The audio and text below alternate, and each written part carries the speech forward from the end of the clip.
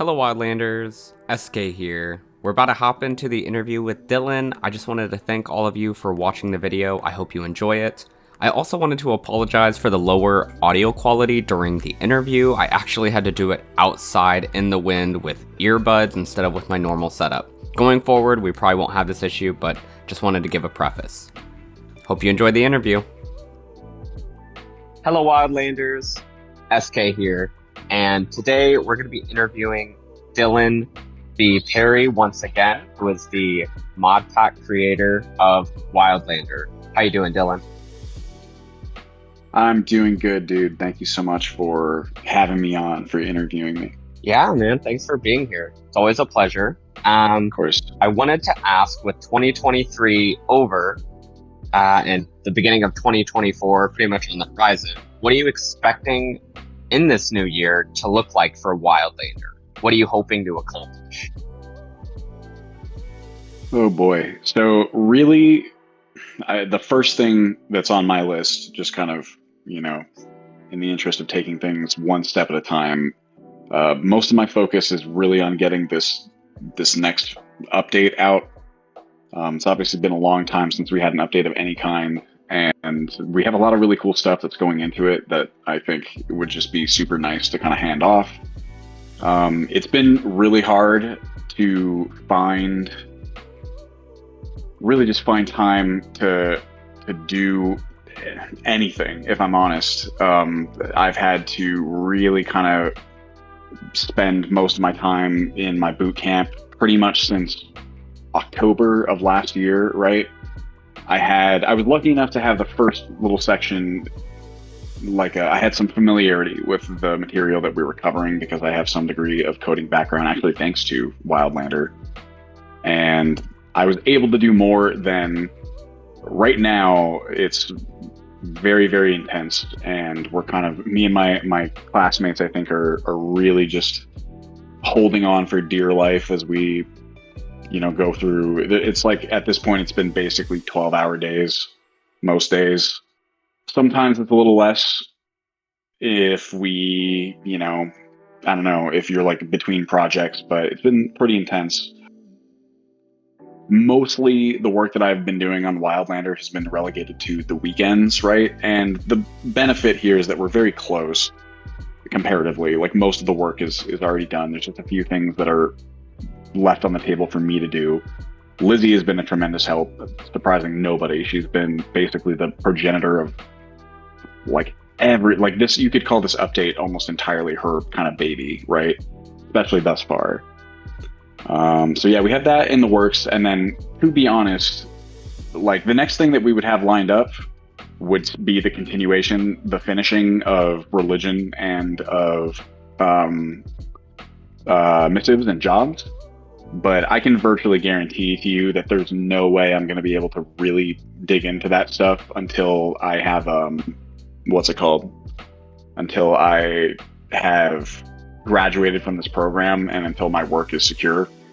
That is in May, essentially. I'm supposed to graduate, assuming everything goes according to plan and I don't have to repeat any of the modules.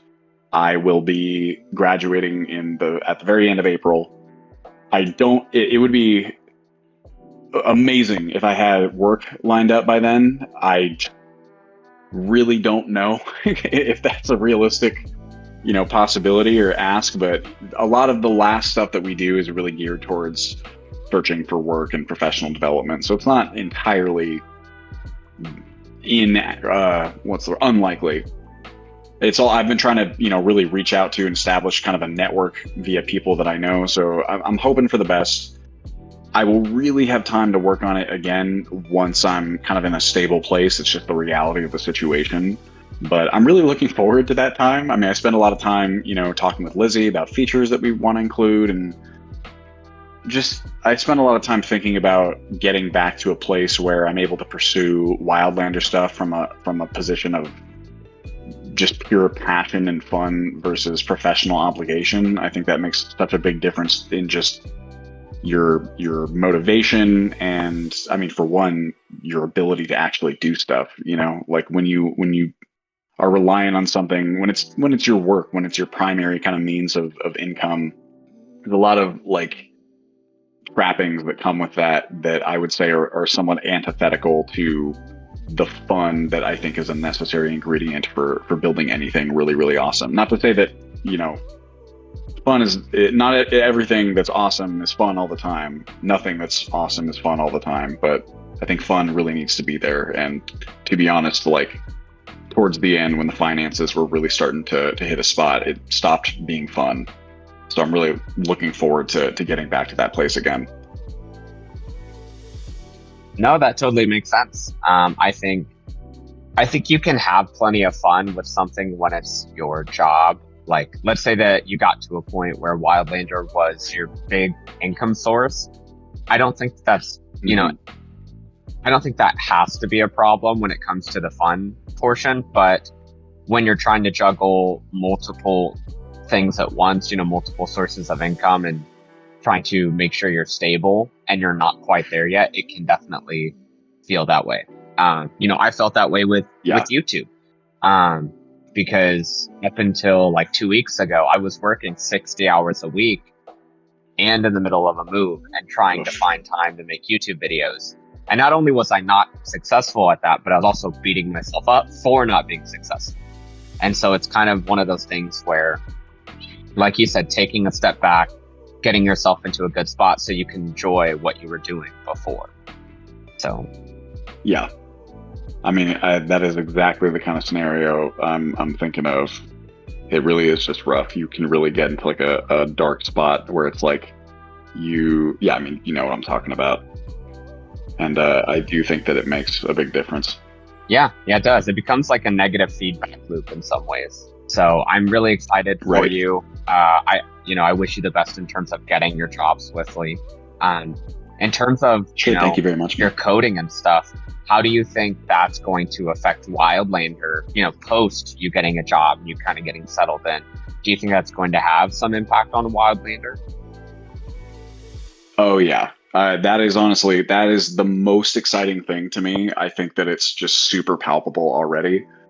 There's the direct coding component, right? Where just this is a school where you learn how to program for real. I do have to shout out the experience of coding in Papyrus, which is Bethesda's, proprietary language. It's certainly wonky. I think many people would agree, but it is an object-oriented language that just has more or less directly translated to the work that I'm doing now. Our program codes in Ruby, so our entire backend program is Ruby and Ruby on Rails. Ruby is a wonderful language, which has I'm not the best person to kind of describe the available opportunities for Ruby specifically. There are job opportunities out there for Ruby. It is a little bit, I think it's not quite as hot as some of like the more recent languages, right? But it is really wonderful. It's very similar to what I've done in the past. I think a lot of what I've learned from a coding perspective will be directly transferable to Skyrim stuff, which I'm really stoked about. And there's also just, I think, as they say, like any good software engineer is not tied to a single language. What you're really kind of focused on developing is your ability to learn best practices, to learn other languages, to apply what you know from the languages that you do know to the learning that you do in other areas. And in that regard, it's just like, my God, dude, like the education that I'm currently enrolled in, I think is so carefully curated, and at least thus far, it has just completely changed the way that I approach projects, the way that I think about work that needs to be done, the way that I organize work. It's kind of like a night and day. I think that, to be honest, the way that I go about things now is a lot closer to the way that Lizzie has always gone about things, because she is frankly a much more talented programmer and project organizer and just has that real professional background and skill. There's so many times that over the course of the program that I'm in, I have just marveled at how I do things now, how the groups will tackle problems compared to how I used to, especially way in the past. Like to a degree, as Wildlander matured, as Ultimate Skyrim matured, our processes did as well. But it's really like the difference between doing something as a hobby and then being taught how to do something as a profession. You know, there's so many just tips and tricks, and not even just it's just like fundamental ways of looking at problems, you know what I mean, that I think I'm really excited to bring that into Wildlander, just sort of get my hands dirty and just make so much more possible than was possible before with the way that I kind of had approached things, maybe is the best way to say it. You know, there was this running joke in the Discord that Liam, myself, Lizzie, and some others were all kind of having, and it was like, Dylan is the god of chaos, Lizzie is the god of order. Together they make Wildlander. You know? Yeah. Oh yes, that is. I have seen that one. It's not a joke. It is the actual reality of the situation. And don't get me wrong. There's pros and cons to everything. There's a certain, you know, some value, I guess, in chaos, but mostly not. Like, not for a software engineering project. It's just too complex of a thing. There's too many bits and pieces, too many different parts of the project to kind of approach things chaotically. Our classic in the team joke has been that I walk around making things and Lizzie follows me around with a bucket, right? Just kind of picking up stuff that flips through the cracks. Which is a cute joke. It's really not like, and you know, Lizzie's an absolute darling that she's willing to do that to begin with. But in the ideal scenario, and everyone makes mistakes, that's not what I'm talking about. It's more just like you want to, I think, trust that the people that you work with are implementing best practices and sort of trying to mind their own cleanliness, I guess, for lack of a better term. And also just like kind of removing a lot of the chaos helps you as a developer work better and produce better. At least this is how I feel about it now. Maybe, you know, I'll shift my thinking as I continue through the program.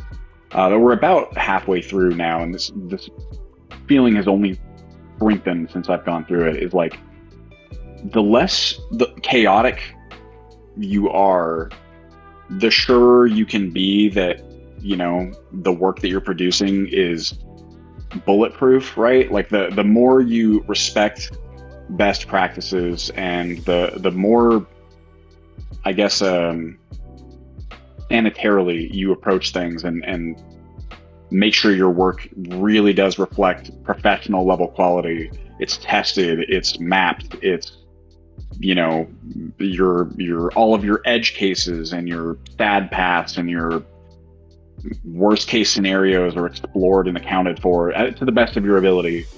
Your features are very, very carefully like tested, and your test organization and development is on point. Like all of that stuff, it ends up taking a lot of weight off of your shoulders, I think, as a developer, and kind of frees you up to be more creative and to be more daring even with what you're able to do, if that makes sense. No, it definitely makes sense. I don't know, all of that. I think organized chaos is probably one of the most dangerous weapons we have. Because if you can put chaos in a bottle and just toss it at your target, knowing it's gonna hit, you can get almost anything done. So yeah, it's like an atom bomb. It's literally, it's like a, you know, destructive. It's grand in scale, but I don't know if it's great. I was literally thinking of an atom bomb when I was using that metaphor. Yeah. That's hilarious. Oppenheimer, it's fresh, and Barbenheimer, the double feature. I'm sure, hopefully, we've all seen it by this point. I have actually not seen either of them. I do want to see Oppenheimer. Oh man, but I have not had the opportunity. Yeah. I mean, it's fantastic. It really, really is. I would go so far as to say that Barbie's even better, but of course, apples to oranges. Right. Definitely see both if you can. So the next thing I wanted to ask, and this is a pretty big shift, but it's something, that I am not necessarily in the business of, but kind of in the business of, but also just was curious. what kind of content creation would you like to see for Wildlander that either it may already exist, you just enjoy it and want to see more, or it doesn't currently exist and you would love to see it? I mean, it's a good question. To be honest, the way that I look at the content creation is I think that I love all the content that gets produced for Wildlander. The way that I look at it currently is more of like, I think it's hard to create content for a project that is, how do I put it? Like, not necessarily inactive, because it's like if you're working on something at all, right? You're working on it slowly, whatever. I think it's hard to create content that you don't.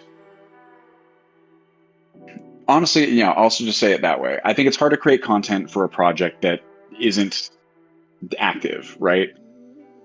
I think that really the most that you can kind of do as a content creator currently is kind of what you're doing right now, right? I think it's very intuitive of you even to approach something like an interview where it's like, okay, look, if I don't have a new update to report on, right? And I don't have new sort of, it's not like Path of Exile or something where there's like a league every 3 months and there's new content and there's new builds to explore or whatever. It's mostly static. I mean, we haven't had an update in I don't know, over a year at this point. That can be tough as a content creator. I think that this kind of thing where it's like, I'm going to ask the creator about the project, about what they're doing. I think that's a great way to go. I don't know, if you can rack your brain for interesting ways to play the game that you haven't seen done before, that's always something that is a lot of fun. It's, thinking outside the box and really trying to think about like what hasn't been done before. But I don't know, if it's a question of what content do I like to see, I mean, to be honest, like I barely have time to watch what's out there as it is. You know what I mean? I would say like anyone who wants to create content for it, it's like, what seems interesting to you? I should be the one asking that question. You know what I mean? Like, what do you want to make? What do you feel like you can't make? Or what, would help you? Mm-hmm. And then I can answer that. You know what I mean? Or like, I don't know. If the question is like, what content do I want to see that like, whether or not people are making it, like tutorials are great. Talking about what you like is great. Talking about what you don't like is great. I love the video that you did on, what's it called? Foraging? Foraging. That was my favorite. That's probably my favorite bit of content that anyone's ever done, because it's just like, it's respecting the experience as it is enough to say what you like and what you don't like, or where you feel like something could be improved, or like whether a system is working or not. Critical analysis is super fun because it's all just like, useful feedback. Playthroughs are super fun. I don't have time to watch I want to do my own playthroughs, and I don't have time to do that either. Which is something that I'm also trying to fix. I'm trying to like, iteratively make time to do that. But I don't know. What kind of content do you want to make, SK? So I really wanted to do this, and I just don't think I have the ability. Like, I don't think I have the skill. But something I really wanted to do is sort of like almost like a cinematic, but not quite, of like storytelling of a character. Sort of like Dungeons and Dragons style, where like gods contact them, and throughout their adventure, they interact with these, their backstory. And even though obviously I'm writing the backstory, I sort of write it into Wildlander in a way that it's interactable. So I had this idea with one of my characters that they had the ability to absorb magic because it was a god-given ability. I forget which stone does that, but it allows you to absorb like magic cast at you. And they were... It's the Atronach stone. Yes, the Atronach. I'm pretty sure. And they had a family member who was kidnapped by a bandit. And so they were trying to find their family member. And so I was trying to find a way to like click on bandits inside of like caves and customize the way they look, so I could build out characters and have them sketched out as sort of like a comic book scene, and then do that a couple times, and then create like a boss. Just pick like a bandit that's in a bandit camp that's like the leader, and like deck it out with abilities and stuff, and make that like a final boss fight. I would love to do that.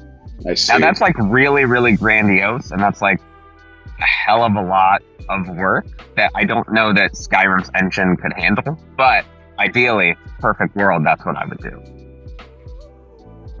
Gotcha. I mean, that's really, really cool. I've seen many different content creators try to make stuff of that sort, and it's really, when you do it right, it can be amazing. It is also really hard to do because it's like you're talking writing, you're talking about building out like custom characters within the game that have to interact with your character in like specific ways. That is, if you manage to make that, that would be super fucking sick. I think it also, you know what, I think the real answer to your question of what content would I be interested in, right? It would actually be, so I tried to do something similar-ish. It wasn't nearly as well thought out or like baked as what you just described, but like when I did the season 2 Ultimate Skyrim series, I spent all this time writing like a character's backstory, and it was like, okay, we're gonna have a strong backstory, and then we're gonna go into the game, and then, you know, whatever's gonna happen is gonna happen. Maybe I have some kind of hard points that I've imagined, you know, that the character is going to experience, right? But I quickly found, at least this is how I felt at the time, and honestly kind of still do, that the more pre-baked I made things, the less interesting it was to play. That it's honestly what kind of inspired me moving forward with the design of the entire series, where like, to me, what made I think season 1 of Ultimate Skyrim is far better than season 2. Season 2 never really, you know, it ended early, so it didn't. Part of why it ended early though is because I got bored of the concept. I got bored of having this like predetermined. Yeah, I mean, it was just like extra baked. Like, what even is?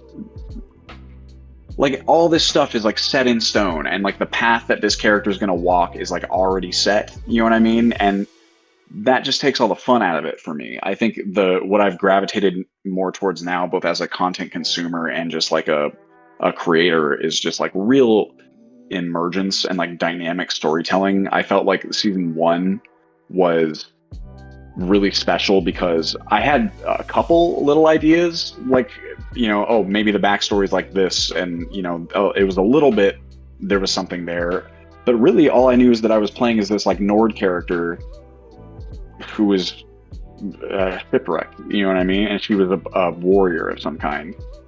And that blank canvas was so creatively inspiring. I got to the stuff that would happen in the game, I got to interact with the viewers who would comment on each video, and I didn't have the time then to record very far in advance, right? So it would be like something was happening in the game that I didn't necessarily anticipate.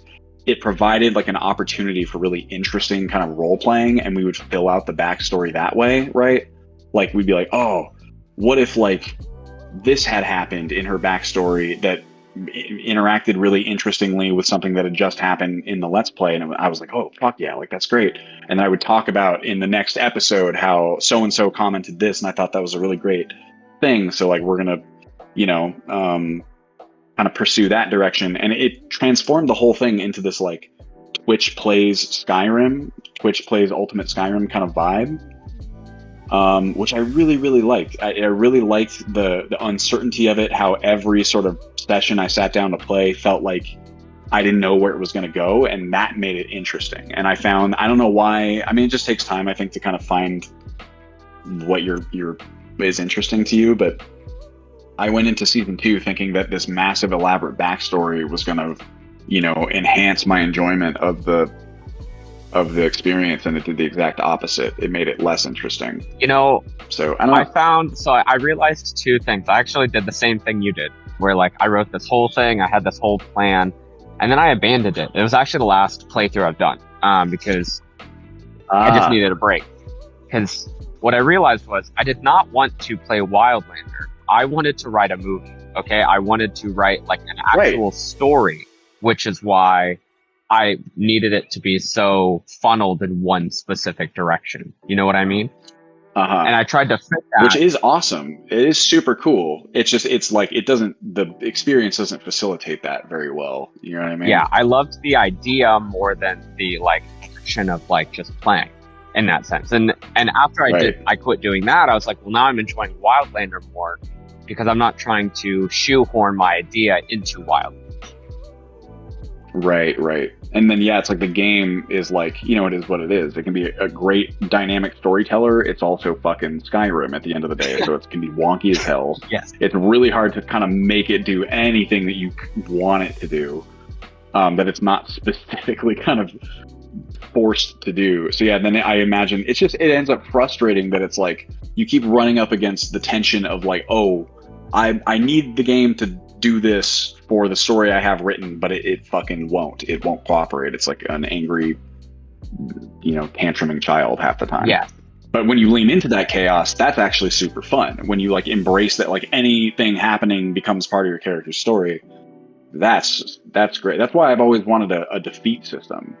You know what I mean? Like where you can have your characters experience not just successes but defeats. That's probably where I might kind of look in the future if I get the, you know, the religion and the jobs bit out there. But yeah, I totally get that, man. I'm glad that I'm not the only one who had that experience. And sometimes it does maybe require you to kind of go down that path before you realize, you know? No, like, this is not, I agree. It's not really it. And you see, I mean, to be honest, I have seen YouTube videos of people who do these kind of like role play playthroughs. And I think they're conceptually, it's really cool. And I've seen some very high quality production ones that I'm like, if you were going to do this, this is exactly how you do it. All that said, I don't personally have it. I don't really watch that stuff. You know what I mean? It doesn't really grip me. Because really it does sort of feel like it's like, well, I would rather you just write a movie then with this excellent writing, you know, that you have, or like, you know what I mean? No, it feels like it's the wrong tool for that kind of thing. And I don't know, maybe a content series will come along that proves me wrong. I just don't think Skyrim is the game for that. I think it's totally plausible. I don't think so either. Let's say that you found a mod for Baldur's Gate 3 that gave you a little bit more leeway, which is asking a lot because it gives you a lot of leeway. And that's where you went to do it. I could see something maybe like that because it's a very cinematic, story-based game. Skyrim's kind of, in and of itself, just a run around, explore, see the cool stuff. It's not as much about the story, you know? So. No, well, like I think that their goal really was to, if I'm honest, I feel like they tried to make it about the story in a sense. I think they expected exactly what you said, that people would get most of their fun out of, you know what I mean, like exploring and going through whatever. But they sprinkle little narrative hooks all over the place, and they definitely expect people to play through the major quest lines.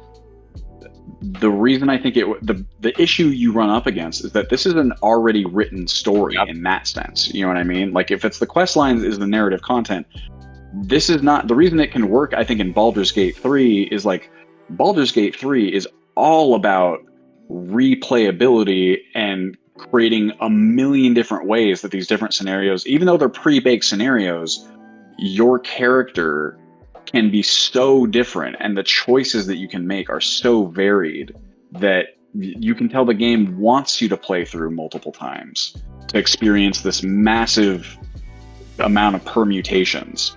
Skyrim is the exact opposite of that. The developers very clearly never expected anybody to play through really more than once, I think. Or like if they did, it was just they were going to be mostly spending their time the way you described, just dicking around and exploring.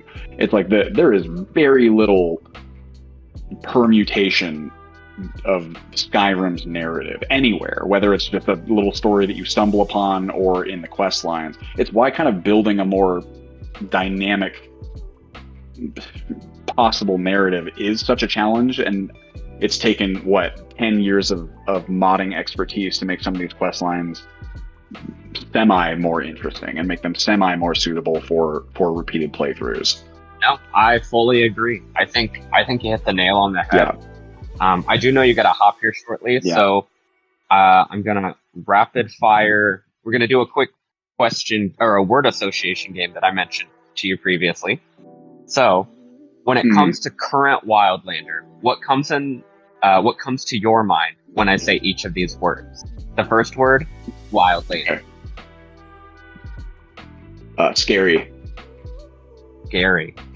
It's scary. It's scary to me because I want to finish the update that I've been working on for 10 years, and I haven't gotten a chance to do it yet. That is totally fair. That is totally fair. Okay. That's my actual answer. The next word, skills. To guilds? Skills. Oh, skills. Oof, that. Do I only get one word replies? You can get like a quick short answer. That's fine. Okay, I'll keep it to one word. I'll keep it simple. Wonderful. That's skills are exciting. Skills is, you know how exciting the skill systems are to me. That is like, it's like my favorite thing. It's my biggest area of expansion. Oh yeah. Dragon Priest. Oh, badass. I can agree with that. I think Dragon. Yeah. What? Okay. Maybe I should say not. This is a difficult game. It's like Dragon Priests are. I think they have so much potential. You know what I mean? As like bosses, they're some of the more interesting bosses or like enemies to fight that exist in the game currently. I feel like there's so much more you could do with them. I've seen such interesting mods having to do with Dragon Priests and like, I don't know, creating like world states based on them and whatever. Like, I don't know. There's some interesting stuff there. Yeah. Oh yeah. Spellcasters. Overpowered. Just kidding. Spellcasters. How about this? Underrated, underserved. At least for Wildlander, spellcasters need some love and attention. Or like, spellcasting is really fun, but like so many updates have been geared towards not spellcasting. Like, my God, at the very least, we're due for a quality of life update for spellcasters. I not agree more. Quality of life for spellcasters. Being someone who decides to punish myself by being one in every playthrough, quality of life would be great. Morthal. Sure, and there's things simple things you can do. Oh yeah. What was the word? Sorry. Morthal. Oh, beautiful. Favorite. Might even be my favorite place. Really? Yeah, I mean, it was an old running joke that I would say my favorite. Something I love about Skyrim is just the. I think the environment is gorgeous. I love the variety in like the biomes. Right, it was like very clearly an intentional choice. And Morthal, I don't know, something about it.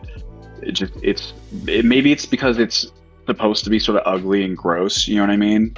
But I love the visuals. I love the currently in Wildlander. I think it's gorgeous. I love like sunsets in Morthal because they're creepy. There's something that's realer about it. You know what I mean? Like, it's not the pretty Falkreath or the epic fucking Whiterun tundra or the, you know, impressive cities and whatever. It's just like humble ass little Morthal. You know what I mean? But like, they're fucking eking it out in one of the most dangerous places. The Jarl is like, she's fucking cool and like real for once instead of being some like ego inflated asshole. I love it. I do too. I love Morthal. I wish they continued a little bit more with Morthal, but I do like Morthal. Yeah, sure. It's like, that's where we come in. Exactly. I'm sorry? Armor. Ooh. Lacking variety. That's something I wish. That's like something I'd really like to do. Or I have like a whole ass like weapon armor system that I've been sort of working on, plunking away at. But I want more. That's what I want. I do too. I want more drip for characters. I want to be prettier. Let people dress themselves up. Yeah, be prettier. I mean, you spend so much time looking at, and it's like a character building game. That's where Skyrim's replayability lands, right? It's like the stuff you said is exploring and whatever, just going through. And so inherently, it's like the replayability then becomes tied to like your character and your types of abilities, the unique ways that you can build a character out from playthrough to playthrough. Huge part of that is your drip. I don't want to be wearing the same armor. Just because I'm a heavy armor person doesn't mean I want to look the same on every playthrough. Facts.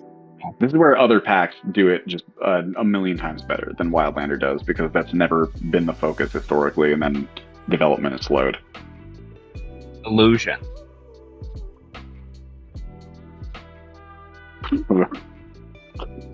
Bullshit. Illusion is Oh, okay, maybe I should say like underserved as well. Illusion's a tough one because it's probably the most interesting conceptually, like spell type to me, but it's really hard to play an illusion mage in Requiem, and also Skyrim's AI is like leaves a lot to be desired, we'll say. So it's in the best case interpretation, it should be this fuck around with the AI sandbox and make people do crazy things that are interesting and dynamic. And in reality, at least before the upcoming some of the tweaks, it's kind of like, is that guy a high enough level or low enough level for me to frenzy him? Yes, no. Oh, okay. Or like some of like the buffs are cool, like they're useful, but it's just like a purely support skill currently, which there's nothing necessarily wrong with that, but most of the other skills have like, I don't know, you can lean into them more. You know what I mean? Illusion is kind of capped. There's some powerful stuff in it, but I don't know. Illusion is underbaked and deserving of better. I agree.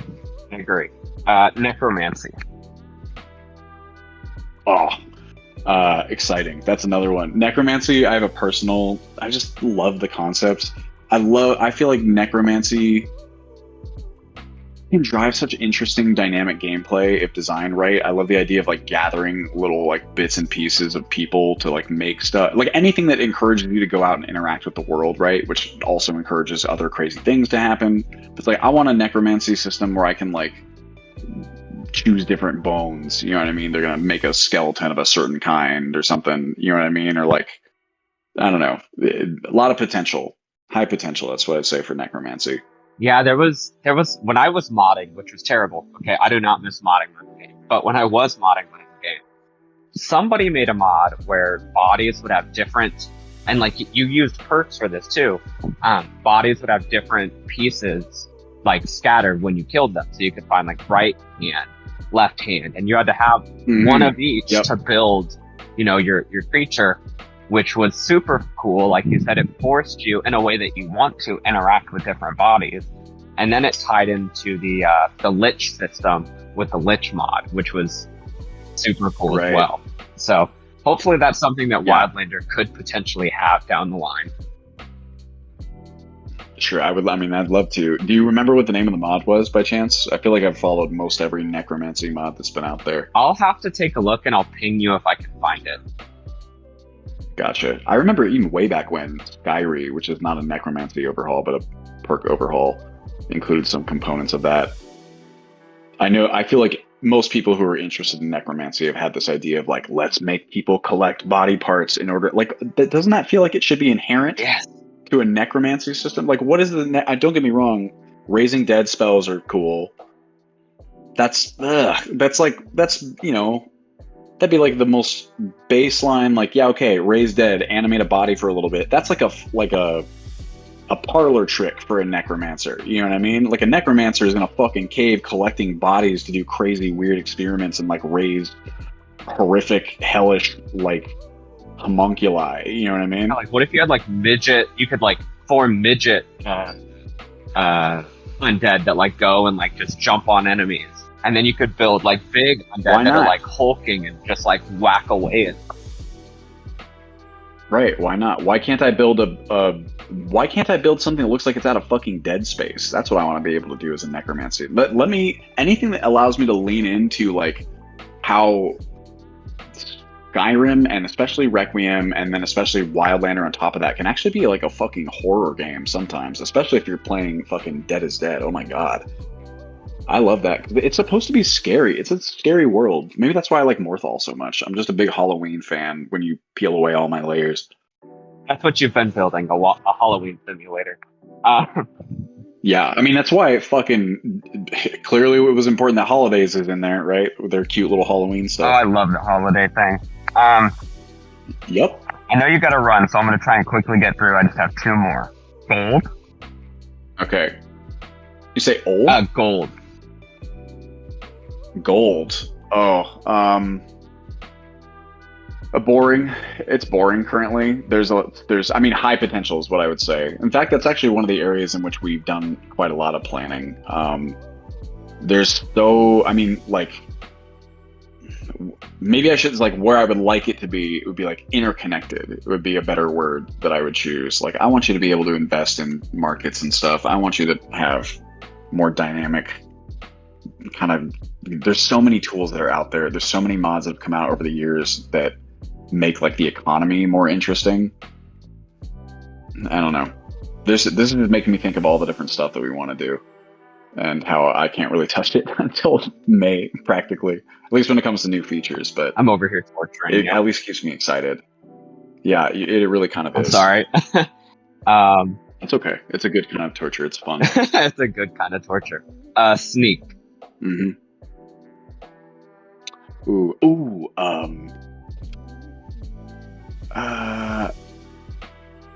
Planned, I would say. There's some pretty interesting Sneak related stuff that I have been thinking a lot about.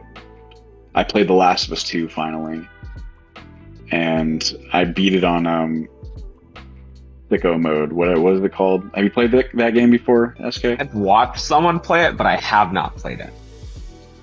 Sure, I mean that's good enough. You know how it plays, I'm sure at that point. There's a mode that you can unlock when you've beaten the game. It's called, what is it called? It's not called sicko mode. That's just a joke. Grounded mode, where it's like just really intense. Like there's no detection meter or anything of that sort, and you are pretty much immediately seen. Like whenever you're seen, it's really fun. But in general, that game just made me think so much about like satisfying stealth gameplay. So sneaking, I don't know. There's so much stuff I want to be able to do with a sneaky character. Non-lethal stuff is really important to me. I think that kind of goes hand in hand with Sneak in a way. And yeah, I don't know. What did I say? Exciting for Sneak? Plan. Is it planned? I don't know. Any of those words work. Okay. No, that makes sense. I'm excited as someone who's kind of been waiting to do Sneak until certain balancing is done to make it more viable. I'm excited for anything in that realm. I see. So, sure. Well, I know that you got to run. I do. I'm gonna have to. Yeah. So I do appreciate you hopping on and doing this with me. Is there anything you wanted to add before you hop off? Just, I mean, thanks to you, SK, for your renewed interest in the project, your continued interest. I really, for anyone who watches this, just really thanks for everything. Thank you for continuing to follow it. Please believe that I know that like the past year, we'll say, has not ended up. Things did not go the way that I planned, and I recognize that can be really frustrating. It's most frustrating as a fan of something. I'm a fan of a lot of things, and like, you just want more cool stuff to engage with, and that's whether you're a player or a content creator or whatever. So yeah, I guess I know that it's not been ideal, and I really, really appreciate anyone who is still interested. I hope you still have fun playing. If you've had to take a break because you feel like you've sort of done everything there is to do, I understand that too. I mean, I do that all the time with all kinds of stuff. I hope that, in the not so near future, everything that I'm doing now will finally create that space to give you some more stuff to enjoy. And just, yeah, thanks for playing. And I hope you've enjoyed your time and your interaction with the project to whatever degree you've experienced it. Awesome. That's what I would say. That's awesome. Well, I hope you have a great rest of your day, Dylan. Thanks for, hopping on and doing this with me, and good luck with your coding. You definitely got this. Sure. Thank you very much, man. Thanks for having me on. All right. Peace. Bye-bye.